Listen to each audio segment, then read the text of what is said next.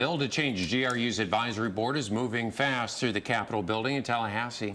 TV 20's Cameron Lund tells us why city leaders worry this could be a step closer to losing GRU altogether. The men and women that run this utility are one step closer to being appointed by the governor. House Bill 1645 passed the House floor by a vote that mirrored party lines, 81-33.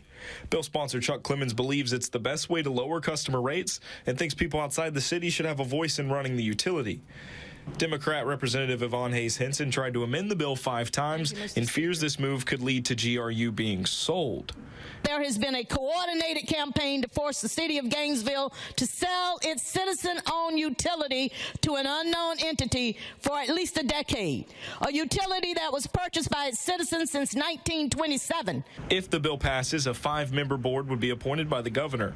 Mayor Harvey Ward says that could cause uncertainty when it comes to the utility and the city's bond rating. The uncertainties that are inherent to this legislation will make our bond ratings, the folks who make those ratings at Moody's and Fitch and Standard & Poor's will make them uncomfortable. But with all of this uncertainty between Gainesville leaders and representatives, Clemens insists GRU won't be sold without a vote by Gainesville residents. Regional utilities cannot be sold without a referendum of the voters of the city of Gainesville, and yet we still hear propaganda and other types of stories of the opposite. The board can appoint a new GRU head, and Representative Clemens says the city will not have oversight if this legislation passes.